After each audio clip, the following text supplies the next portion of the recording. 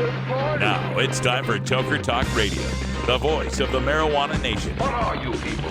On dope? Where you can toke. I inhale frequently. Or you can talk. I experimented with marijuana and didn't inhale. Or you can toke and talk. 10 federal criminal penalties for possession of up to 1 ounce of marijuana. While we talk about toke on Toker Talk Radio. So, by the way, when it comes to pot, if you're 40 years old, you live in a log cabin in Oregon, you got 12 giant pot plants in your backyard, have a ball. Live from beautiful Portland, Oregon at Rolla J Studios. Hey, this is great. Just not cannabis. Plus your calls live at 971-533-7111. They're walking on their pants with their cap on backwards, listening to Enema Man and Snoopy Poop Dog. What's to keep somebody from getting all potted up on weed and then getting behind the wheel? Gateway theory doesn't work. It's a reality. Holland, is it real? Don't tease me. We're locking up people that take a couple of puffs of marijuana, and the next thing you know, they got 10 years. And now, here's your host, the guru of ganja graphics, the sultan of sativa statistics, and the worst nightmare of a reefer mad prohibitionist. A polite, perspicacious, productive pothead with a propensity for PowerPoint. Radical Russ Belville. All right. Welcome back, everybody. It's time for Toker Talk Radio. The phone lines are open at 650-LEGAL-MJ. That's 650-534-2565. And it's open topic today, whatever you want to talk about. If you got a question, comment, suggestion, criticism, or complaint, we're here for you. 650-LEGAL-MJ. I'm Radical Russ, live here in beautiful legal Potland, Oregon, where I had the greatest flash of inspiration the other night. I've been dealing with a lot of stress. Let me just point that out, man. I've been dealing with a lot of haterade, a lot of stress, a lot of deadlines. It's getting pretty hectic. And so every now and then I like to just smoke a doob and let my mind wander on something frivolous. And so the frivolous thing I was thinking about was what it's going to be like after we legalize 5 more states and how many other places we'll be able to go visit to enjoy a nice smoke. And as I was ruminating on this idea, I had a realization. And that was, if Arizona and California legalize marijuana, I now have a route that I can drive from Portland, Oregon to Denver, Colorado that will not take me through Idaho and Utah. I can avoid the prohibition red states. It's a long drive. Got to go all the way down I-5, all the way to Los Angeles, cut across I-10 to Phoenix. And then you go up this little highway that heads to the Four Corners Monument. Do you know what the Four Corners Monument is? This is in Arizona and Nevada and... All right, I gotcha. This one's in Arizona, Nevada, Utah, and Colorado. It's the spot where all 4 of the states meet and make the 4 corners there. And I figured I could drive up there through Arizona, hit the 4 corners, and then just jump over the corner and land in Colorado and never have to touch an illegal state.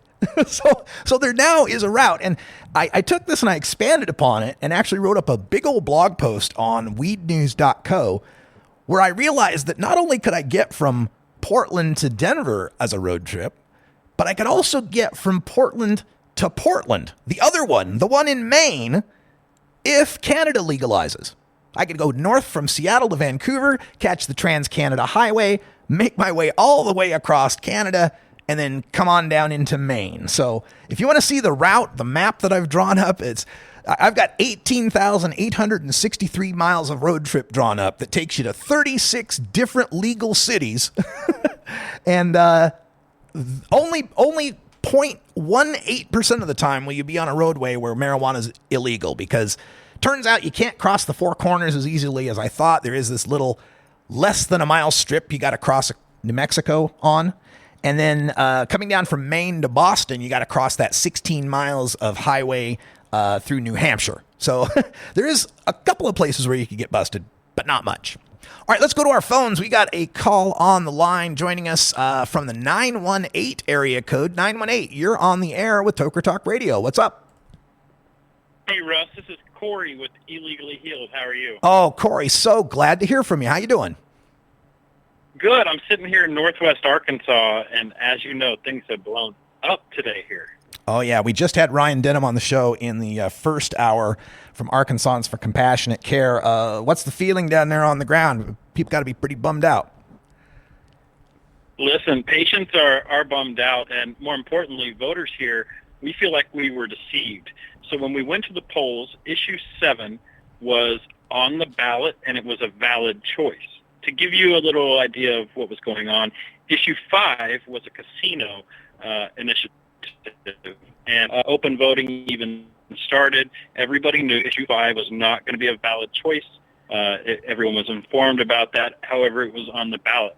Not so much with issue 7. When we went to the polls, early voting, is issue 7, is this counting? And we were told, yes, it's counting. And now it's not counting. So there's a lot of voters that they want their vote back. They want the chance to go and recast their vote because they voted no on issue 6 and yes on 7. They want a chance to go back and rectify that as an actual informed voter.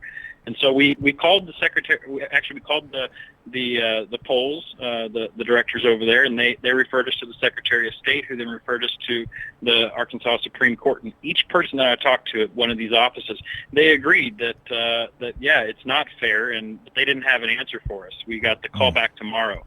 So that's the attitude here, but we're still fighting for it. We're encouraging everybody to vote yes on issue 6. And still vote yes on issue 7. There's a chance that we'll win this in court. So we'll see what happens. But that's the latest, Russ. Wow, that's just terrible. I mean, that was the first thing I saw when I woke up this morning, and it was just a big bummer to have to see that. And to me, it reeks of shenanigans. I mean, you got a governor that's the former DEA administrator. You got a lot of people there in power that are anti-marijuana. And this is like the worst possible thing. I mean, if they'd at least decided this suit before early voting happened, then like you say, people would know there's only one shot at it, and they'd vote for issue 6. Exactly. And the most disheartening thing about this whole situation is this was all brought about from our own camp, from the inside, from an advocate, from a lifelong normal attorney, and we defeated the governor and the Surgeon General and the Arkansas Chamber of Commerce. They had a lawsuit against us, and we beat that in spades. And we thought we were going to beat this case. The judge they appointed to review the case was on our side. Everything was looking good, and then this came at the last minute. And for this to come from the inside is just it's really a stab in the back to sick and dying patients that have been really advocating for this for since 2012. And I've seen it, Russ. You know me for a few years now, and I've seen what's happened here in Arkansas. And there's been patients out in the hot, in the cold, going door from door, gathering signatures, and we collected enough signatures. I guarantee you that. There's enough support here. So, yeah, you're right. The government is scared, and there may be some shenanigans going on behind the scenes. But for this to happen internally between advocates is just ridiculous. I think you've covered that in California a bunch, too, as well. Oh, absolutely. And, I've made my feelings known on this normal legal committee attorney filing this lawsuit. As far as I'm concerned, that ought to be automatic grounds for dismissal from the committee. Yeah. Normal does not agree. I've been in contact with Normal today, and their attitude is that lawyers have free speech rights, and if they want to oppose something, they can. That doesn't wash for me. Hey, well, she can be a I'm not going to say it, but she can be whatever she wants to be. But hey, we're still fighting for it, and we're encouraging people to go vote yes on 6. And so even though it's not the smarter choice for patients in my opinion, but whatever works. Hey, we need it.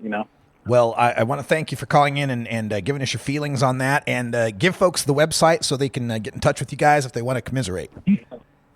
Absolutely. It's illegally healed.com, or you can go to our Facebook page, Facebook.com/illegally.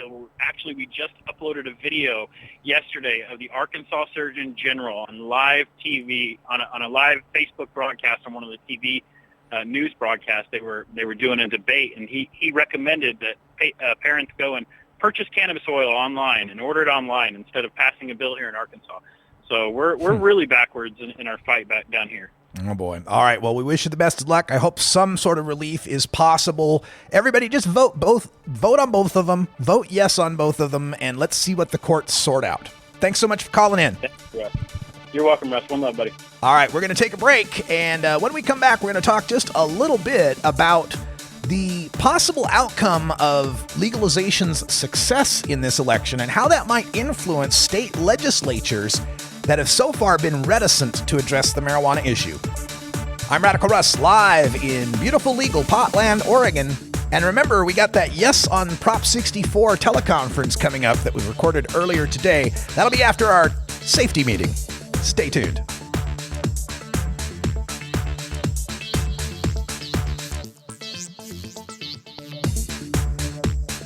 This is the Russ Belville Show on CannabisRadio.com.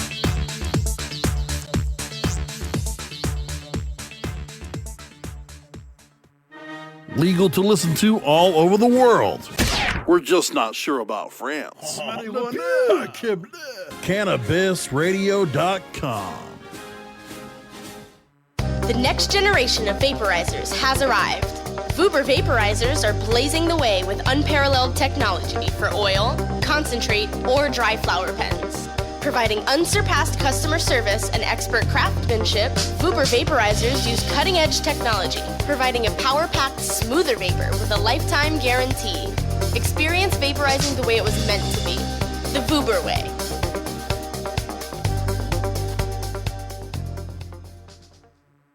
Previously on the Stoner Jesus Show.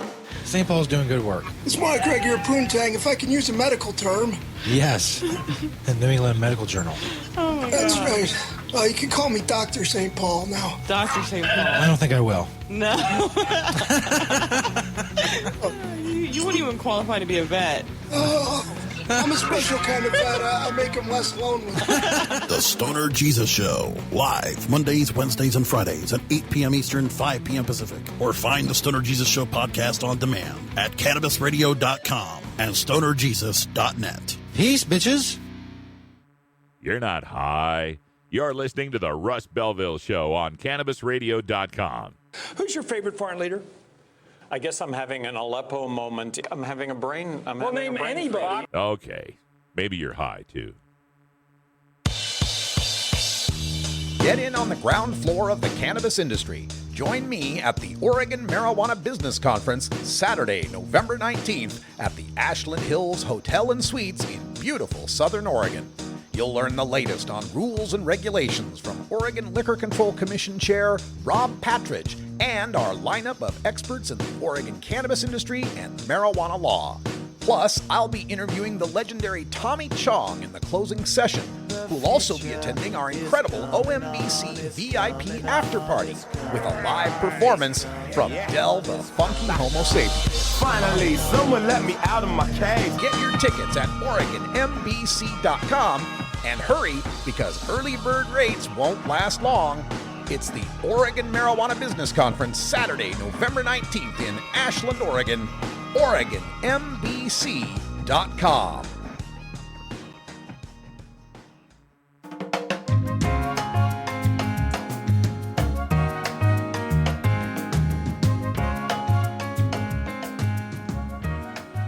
Hello, Mr. Man.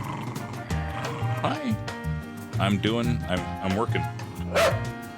I'm sorry. No food till this is done. This is the Russ Belville Show on CannabisRadio.com. Welcome back, everybody. Almost 15 after the hour. And real quick, before we get into the topic, I wanted to make a mention of, I've been dealing with all this haterade coming in because, I support legalization. And one of the things I get all the time from people, and it's interesting to me, is the accusation that I'm some sort of paid shill.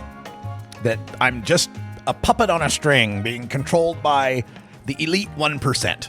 The latest on this, and you know, I've broken it down a billion times that, look, folks, I'm a toker. That's it, man. I don't claim to be anything more or less. I'm just a guy like you out there smoking weed, working, trying to get by, and would prefer not to go to jail. That's my motivation. You don't have to pay me to support not going to jail. I've been there, didn't like it. Don't want to go back. That's my motivation. It's always been plain and clear. But I did have a new variation on this come in the other day. A new variation that I'd never had thrown my way, which was a fellow who said basically that I'm supporting all these lousy legalization initiatives because it's in my best interest for legalization to happen so that there's these big business interests that take over the marijuana industry who then need to advertise on media, and that's why I'm supporting it, because that's where my money's going to come from. Well, okay, I'll cop to that a little, because, yes, I would love there to be legalization and there to be legal cannabis businesses, and if they'd like to advertise on my show, great, that would be fantastic. But it doesn't wash because I've been doing this since way before there was cannabis industry. I've been in this since 2005.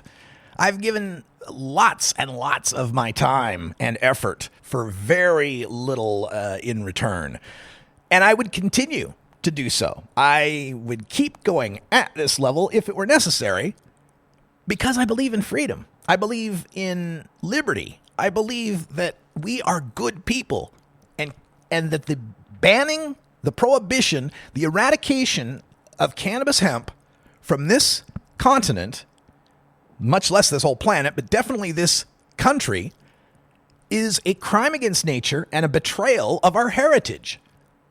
Cannabis was a very large part of what made America America. It was part of our trade with the British. You know, it was part of our whole economy. It was what our founding fathers grew and would take in taxation. They would tax people and require them to grow this stuff.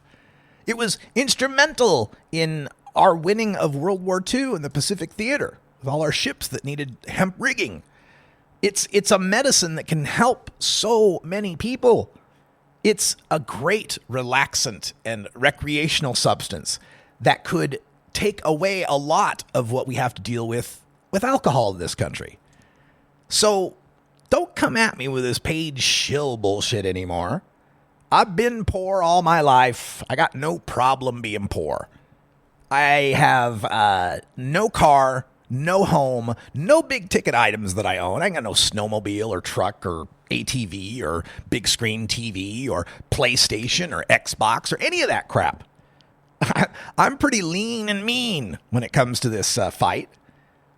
My net worth is probably close to my IQ.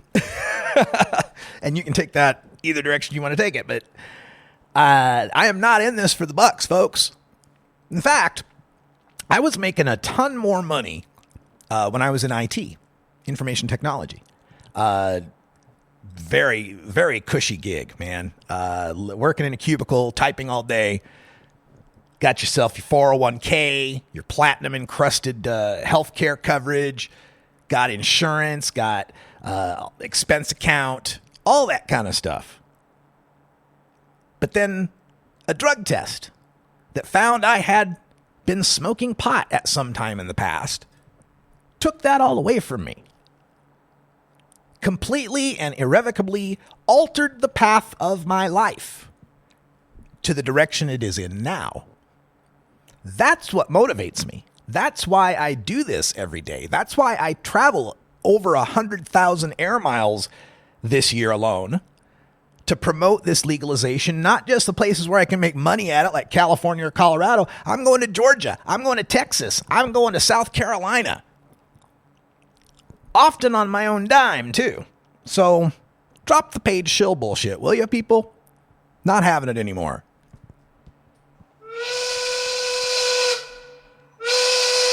Look, I inhaled. So did I, Mr. President. All right, coming up next, we've got the Yes on Prop 64 teleconference. Took place earlier today. Tamar Todd, Lynn Lyman, and Deborah Small will be answering questions and presenting the facts on the Adult Use of Marijuana Act in Colorado. Happy 420, everybody.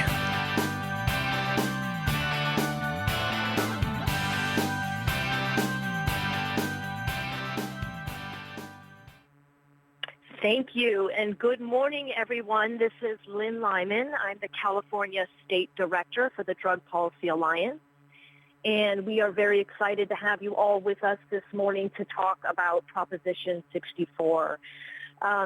Just before I get started, I want to let you know that the call is being recorded, and if anyone needs a copy afterwards, you can contact Tommy McDonald at tmcdonald@drugpolicy.org. So let's jump in. We are here to talk about Proposition 64, the California ballot initiative to regulate and tax marijuana, also known as the Adult Use of Marijuana Act. As most of you know, I am sure 4 other states, Nevada, Arizona, Massachusetts, and Maine, will also be voting on legalizing marijuana this year. But California's initiative, Proposition 64, is really the best drafted, the most responsible, and the most consequential ballot measure for marijuana legalization anywhere in the country this year, and even internationally. Not to mention that 1 out of 6 Americans live in California, so it will more than double the number of people worldwide living in a jurisdiction that does not have marijuana prohibition. Prop 64 has assembled the broadest, most diverse coalition ever to come together behind a marijuana initiative. It includes the California Medical Association, the California Nurses Association, the ACLU, the NAACP, United Farm Workers, the California Democratic Party, of course, Lieutenant Governor Gavin Newsom, Congress members from both parties, churches, environmental groups, and hundreds of other individuals and organizations across California. We've done a lot with this measure. As most of you know, it is a 62-page comprehensive measure, and we took what we learned in Colorado, Washington, and other jurisdictions and applied it to California. And if we win, this law, we hope, will become the gold standard for regulating and taxing marijuana responsibly while advancing social and racial justice. Prop 64 eliminates most criminal penalties for marijuana, stopping tens of thousands of arrests a year, and it's all applicable retroactively. So we are going to jump into the details of this and then be available to answer any questions you may have. So I would like to start by introducing our National Director of Legal Affairs and co-author of Proposition 64, Tamar Todd. Tamar Todd is not just worked on Proposition 64 here in California, but she has had a hand in drafting every marijuana legalization initiative in the country, as well as in Uruguay, and helping other countries that are now working on this. So without further ado, I will turn this over to our Director, National Director of Legal Affairs, Ms. Tamar Todd. Thank you, Lynn, and thank you, everyone, for joining this call. As most folks know, Prop 64 is designed to legalize and allow for the responsible use of marijuana by adults aged 21 and older. It establishes a strict regulatory system to facilitate this transition to the legal market, and it comprehensively looks at and addresses both medical and non-medical use of marijuana in the state by establishing a system that will provide for regulation and licensing of businesses, will provide for taxation and allocation of revenues, and also will reform the criminal justice penalties and provisions in the California Code as they relate to marijuana. Most simply, Prop 64 allows for the possession, transport, purchase, consumption, and sharing of up to 1 ounce of marijuana and up to 8 grams of marijuana concentrates for adults 21 and older. As many people know who have been following the issue of marijuana in California, a year ago, Governor Brown signed into law a series of bills that established California's first statewide regulatory system for medical marijuana in California. This initiative, Prop 64, looks at what the legislature and the governor already did for medical and adopts a similar framework of the same state agencies with similar laws to regulate and control the adult use of marijuana. There's a new Bureau of Marijuana Control that's centralized in the Department of Consumer Affairs, and the Department of Public Health, Food and Agriculture play supporting roles along with Consumer Affairs under this bureau to regulate both medical and under Prop 64 to regulate adult use as well.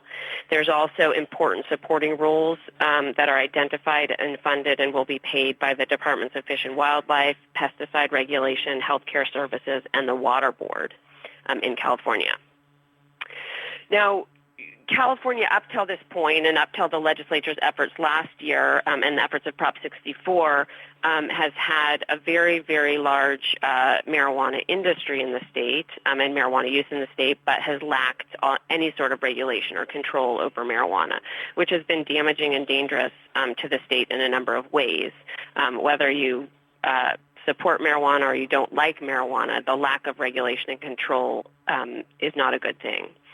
It's been very damaging to the environment in California.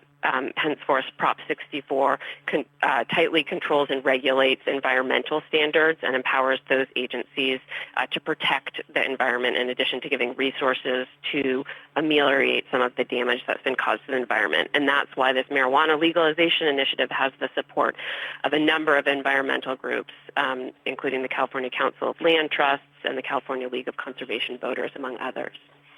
It's also been harmful for workers.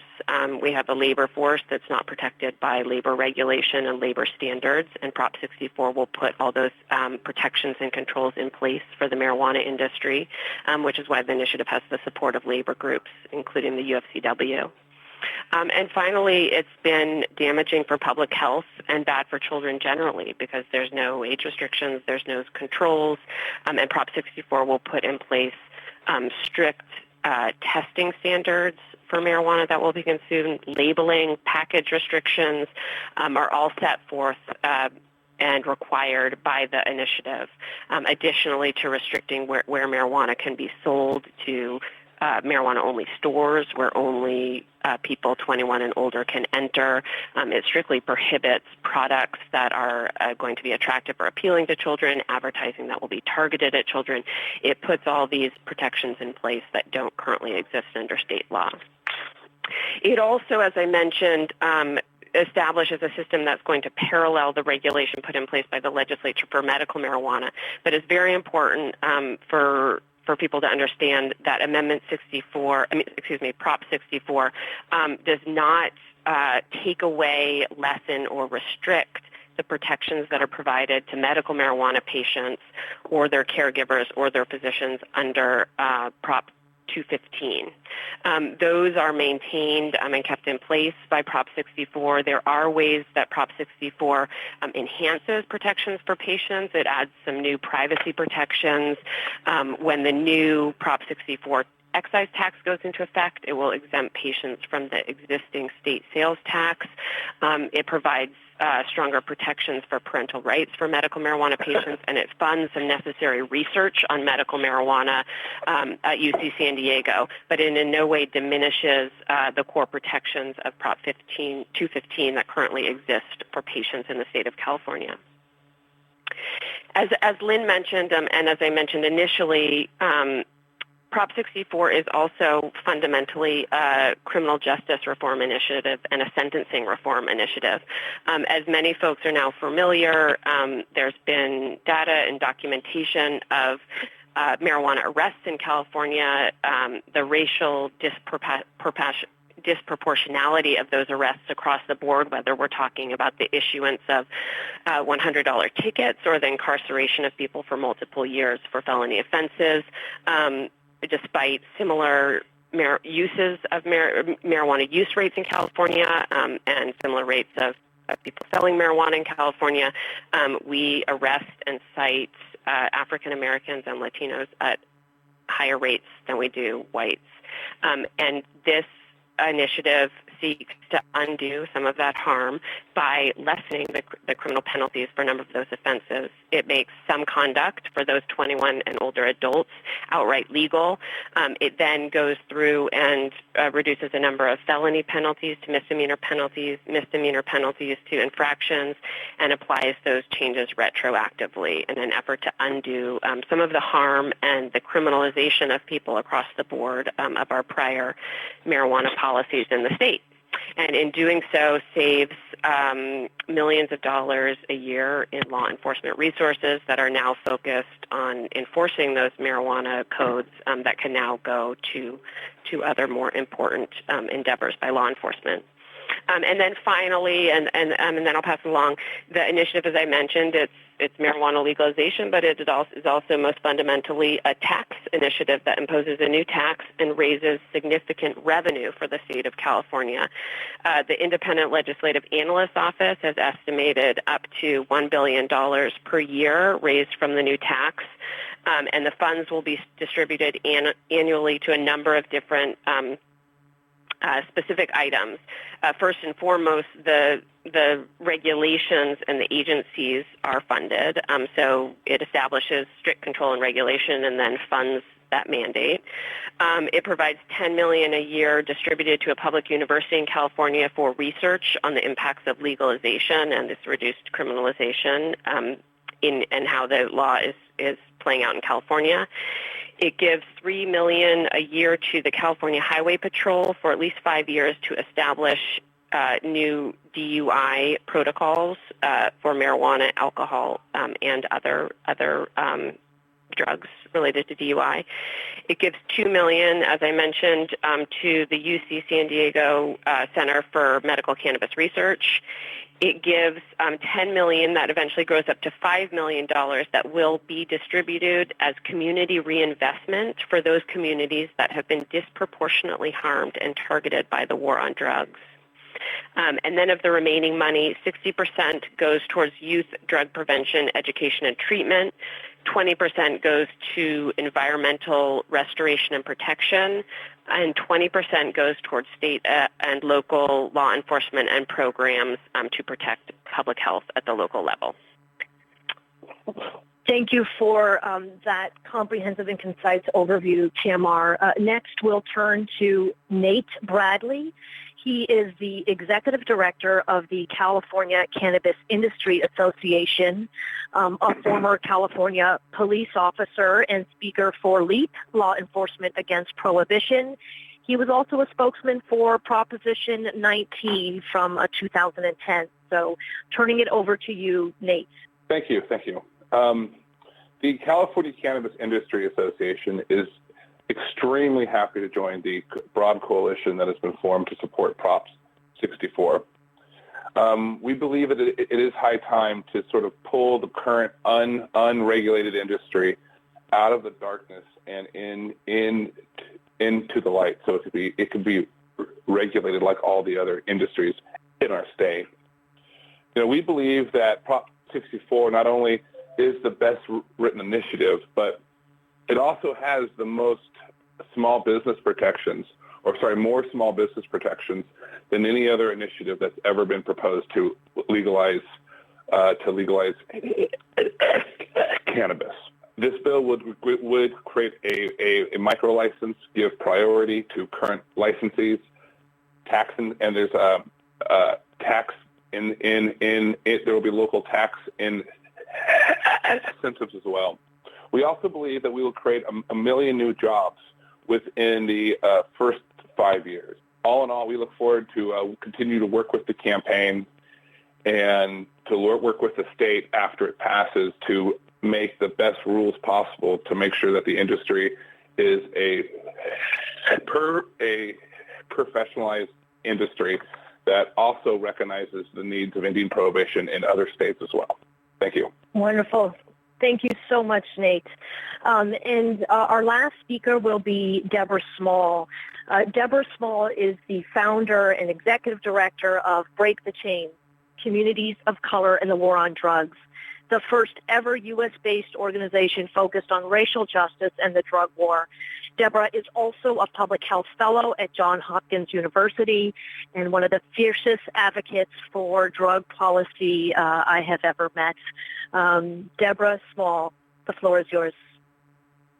Thank you so much, Lynn, and thanks for everyone who has signed on to listen to this press conference today. I have three major points that I want to make about why Prop 64 is really a revolutionary initiative in terms of moving us towards in the direction that we need to go. The first and foremost is that marijuana legalization and regulation really represents a major step in dismantling the failed war on drugs, which, as we know, has disproportionately affected communities of color, especially youth of color. When Proposition 64 passes, it means that the entire West Coast will now have states that have chosen to move away from a criminalization approach to dealing with drugs towards one that really acknowledges that there should be a public health issue, specifically with respect to marijuana. And as many of us who've worked on this issue for many years know, that contrary to public opinion, marijuana law enforcement really represents the majority of drug law enforcement in the United States. More than half of all arrests for drugs in the U.S. are for marijuana possession. So to the degree that we begin to take that out of the mix, we're going to seriously dismantle and reduce the amount of drug law enforcement that takes place in this country and allow us to really begin to redirect our resources away from criminalization towards helping those in need of treatment and leaving other people alone. And many folks have said that the fact that California decriminalized in 2011 was sufficient protection for young people. But as a person who spent the first 50 years of my life in New York, I'm in a unique position to say that decrim alone is not enough. New York decriminalized marijuana possession in 1977, and for the first decade or two, it worked out fairly well. Arrests remained relatively low. But when we had a mayor who came into office who decided that he wanted quality of life policing to become a priority, marijuana arrests became a law enforcement priority, and we saw the numbers go from 5,000 a year up to a peak of over 50,000 a year. And 85% of those people arrested were young people, either Black or Latino youth under the age of 25. And while most of those arrests did not result in a prison sentence, all of those arrests resulted in people being shackled, taken to the station, booked, fingerprinted, and going through the humiliation of an arrest and having their names and data put into the police database that was kept so that they would then always constantly subject to renewed surveillance. And so to me, it's not enough for the state to decriminalize. We actually have to legalize and regulate. And as Tamar said, under the new law, young people who were caught with small amounts of marijuana will not face criminal penalties. At most, they'll have to go to counseling and face a potential fine. The second issue to me that's really important has to do with retroactivity. This is the first major marijuana initiative that actually provides relief for people who were previously convicted. And I think it's really important for us to understand that when you have bad policy that negatively affects people, it's important to change the policy, but it's also important to make amends to the people who were hurt by it. And I think about the recent decision by the UK to pass a law to expunge the record of all of the people who were convicted of acts of homosexuality under their bad policy. They understood that it wasn't enough to get rid of those laws, but you actually have to make amends to the people who were hurt by them. And so I'm proud that California is about to do that. And then finally, is the whole issue of the community reinvestment. While we know that individuals are hurt as a result of having a criminal conviction, whole communities are hurt when those communities have been disproportionately targeted for drug law enforcement.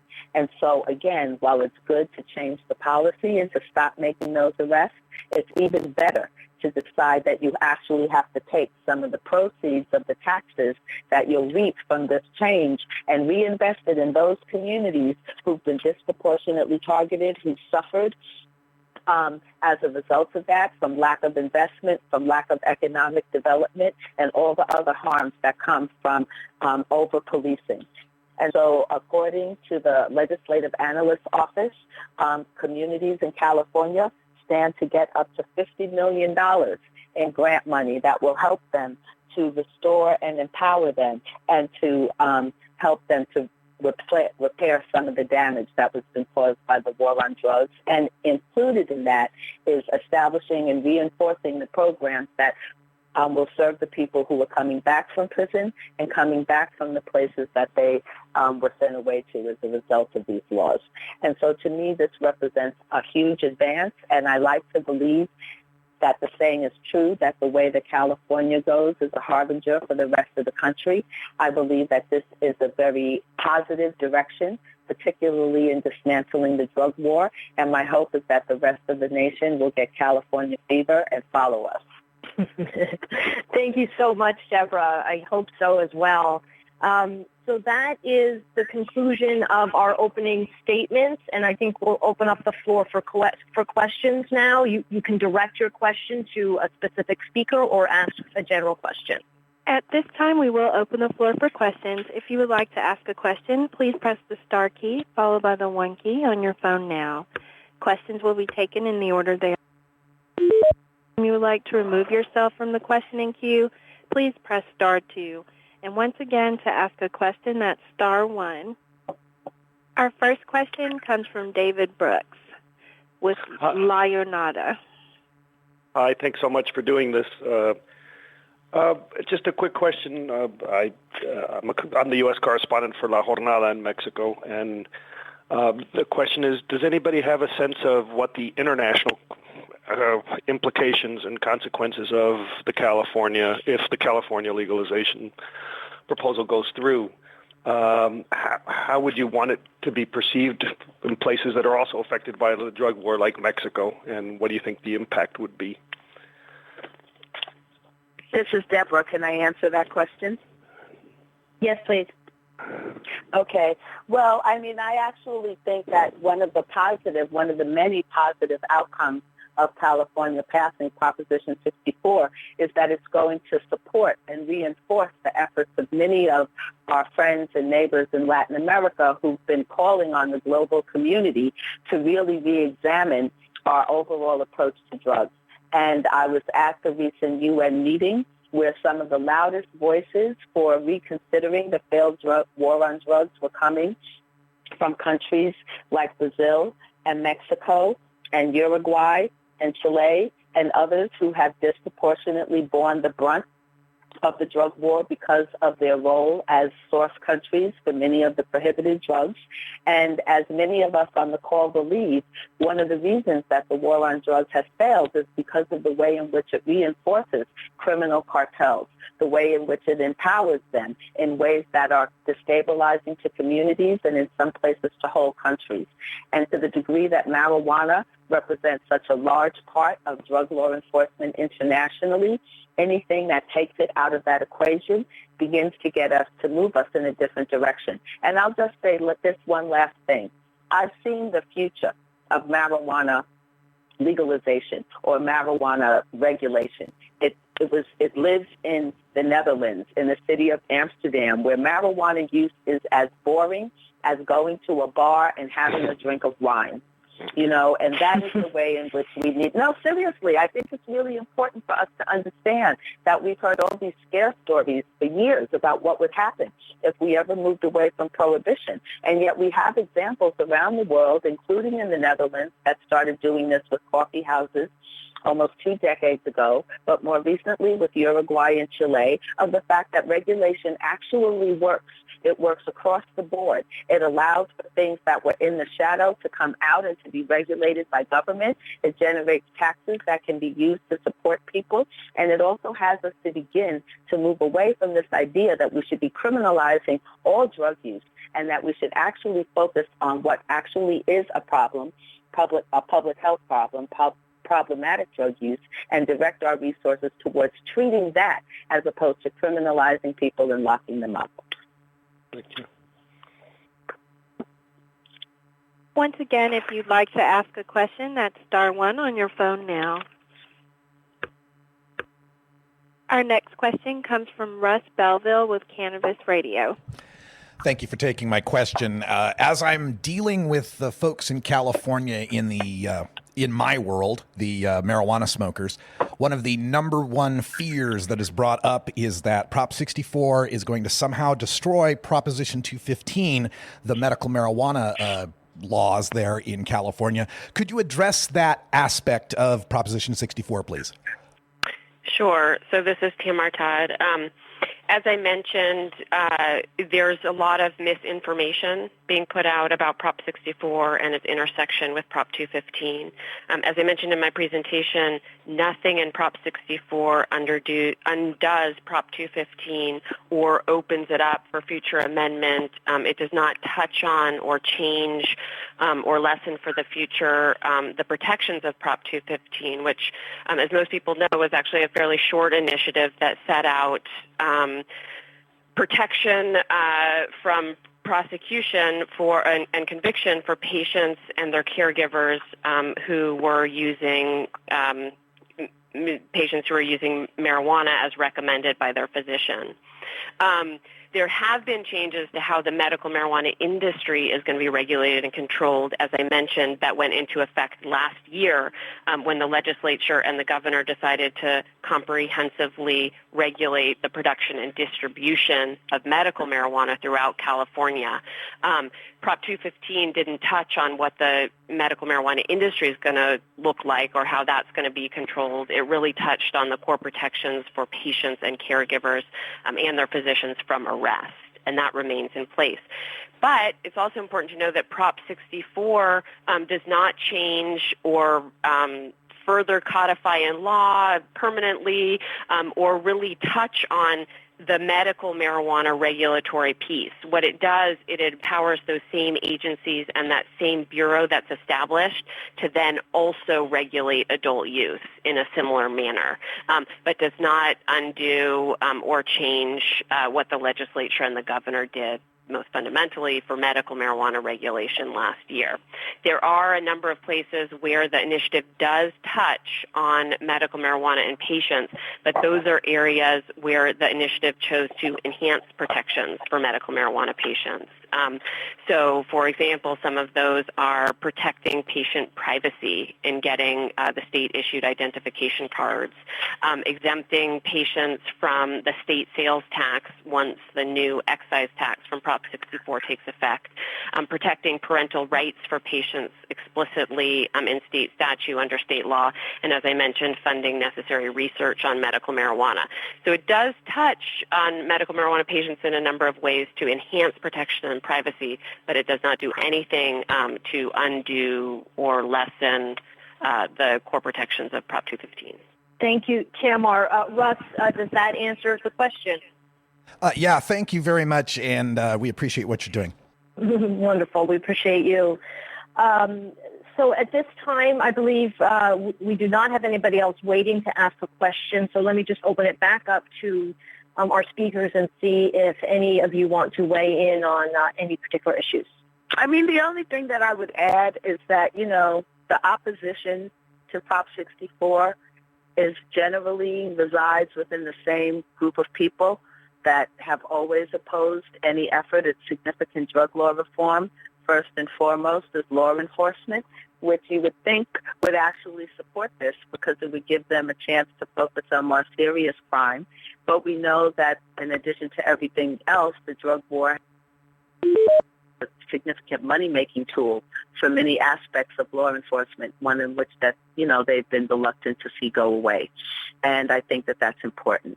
The other group of people who tend to object or oppose any change are those who claim that it potentially will harm young people, youth. And as African American, I have to say that I object to us continuing to have this, maintain this argument that having marijuana prohibition protects young people. It neither protects them from having access to marijuana, nor does it protect them from from law enforcement. And in many cases, as I've seen, it actually sacrifices a significant number of youth of color to maintain the illusion that we're protecting other people's youth. And personally, I object to that as both a mother and a grandmother and a person who's seen way too many young people's lives, be ruined by the Head Start for prison that's represented by marijuana law enforcement. So I'm really happy that we have the opportunity to really change this, and I think it's one of the reasons why the NAACP and so many other civil rights and racial justice organizations have come out in support of this change, and I hope that that's something that you'll report on. Thank you. Once again, if you'd like to ask a question, that's star 1 on your phone now.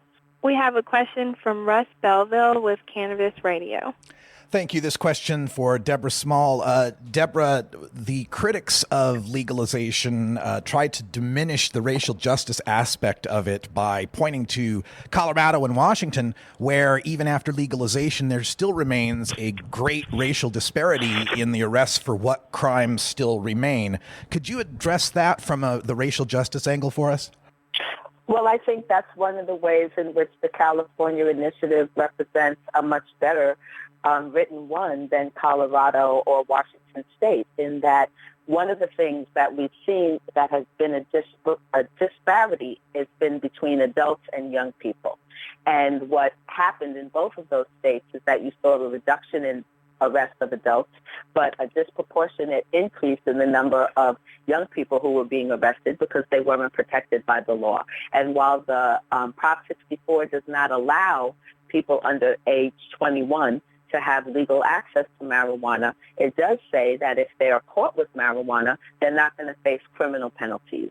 And I think that that's really important. Right now, under the new law, if passed, it would be there were very small circumstances under which a person would actually be facing a marijuana felony, either because they were selling to someone underage or because they were selling non-registered or non-licensed marijuana. But the fact that we're moving into a regulatory scheme, I think, is going to go a long way towards reducing those racial disparities. And quite frankly, I also think that a lot of it will be dependent on whether or not local cities and local counties are committed to the implementation of the initiative and the spirit of the initiative, which is to move us away from a law enforcement approach to marijuana to a more public health approach.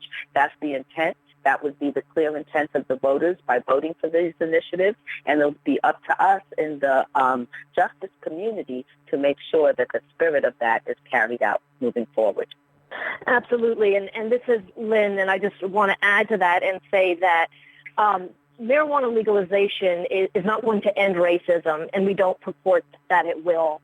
What it does is reduce the opportunity for contact between police and communities of color. And so we did see in those states that while the disparity remains the same, the numbers drop drastically. So we expect that to happen in California as well. But we don't expect that disparity to change because it doesn't. Racism, institutional racism in policing is something that is very consistent in California and across the country. Once again, if you'd like to ask a question, that's star 1 on your phone now. We have another question from Russ Belville with Cannabis Radio. I'm just full of questions today. This is for Tamar or Lynn. There's been some concern among the people I deal with in the community about the ability of localities to make their regulations with respect to cultivation, with respect to taxation. And there's a concern that some of these localities will, in essence, have their own sort of prohibition by setting the tax rates so high or by setting the regulations so strict that it would make it impossible for people to actually be able to grow their own cannabis. Any thoughts on that? Sure. So this is Tamar. The initiative does, and I will say it has a strong element of local control and a strong role for local governments to play. That's true also in the medical marijuana regulatory system that was established by the legislature and the governor last year. And it's also true of just the history of medical marijuana in California that has up till this point been, if it's regulated at all, it's regulated entirely on the local level. And the case law has interpreted strong local control, including the power of localities to completely prohibit any patient cultivation under Prop 215 under local laws. And that's the state of the existing law in California. So Prop 64 does preserve a strong and independent role for local governments in allowing them, control over zoning, deciding whether to even have businesses within their jurisdictions or not, and how those businesses will be regulated. The area where there's less, strong government control is on the criminal penalty revisions that are contained in Prop 64. So it legalizes activity under state law, it reduces penalty under state law, and those penalties will be reduced, and that conduct for adults age 21 and older will be legal throughout the state. It's one of the areas, actually, because Prop 64 does allow a very limited amount of home cultivation within some parameters protect, not within public view, in a protected environment, a secure space, allows limited cultivation by adults 21 and older. And that, of course, will also apply to patients who may now live in a jurisdiction that completely disallows any patient cultivation, which is true of large areas of the state. With that, though, is the ability, Prop 64 allows the ability of localities to regulate that cultivation, to control it, to zone it, to make regulations and rules so that it's not going to negatively impact neighbors, so that it's going to be safe and so it's going to be controlled. But it's very specific under Prop 64 that any locality that does so has to do so in a way that's reasonable. So the regulations have to be reasonably adjusted to accomplish those public safety goals. And so there is some limit there on what they can do that has to be reasonable, but then also has the flexibility for localities to regulate as they see fit and protect the community as they see fit. Okay, just to drill down a little bit on that, the concern I get is people are being told that they will have this right to cultivate 6 plants indoors that cannot be banned, but it sounds as if a locality could make a regulation that says cultivation's limited to zoning more than 1,000 feet away from a school, for example, and then anyone who lives within that 1,000 feet, they wouldn't be able to cultivate. Is that possible? Well, no. So the initiative language does specifically place limits on the locality's ability to ban cultivation indoors, to completely ban it. But it also explicitly allows them to reasonably regulate it. So where it's not going to be allowed is at the point where that regulation does effectively become a ban. So the fear that people have that regulations will effectively be used as a proxy to ban is not allowed, but there will have to be a judgment there as to what point a regulation is no longer reasonable and effectively becomes a ban. Okay, thank you. Are there any final questions? Go ahead. At this time, I'm showing there are no further questions. Okay, so if there are no further questions, I just want to thank everybody for joining and remind you that the recording is available, and you can reach that through Tommy McDonald here at the Drug Policy Alliance. Thanks, everybody, so much for your time this morning and for joining our call. That was the Yes on Prop 64 press conference, teleconference that took place earlier today. And now in some breaking news that I just attended to during that conference, there's been a press conference by Kevin Sabet and the No on Prop 64 campaign, joined by medical marijuana patients and the Weed for Warriors group. You can find more details on my Twitter feed at Radical Russ, and you can damn well bet we're going to be ranting about this tomorrow. For everyone here at CannabisRadio.com, I'm Radical Russ. Thanks for joining us, and until next time, take care of each other, tokers.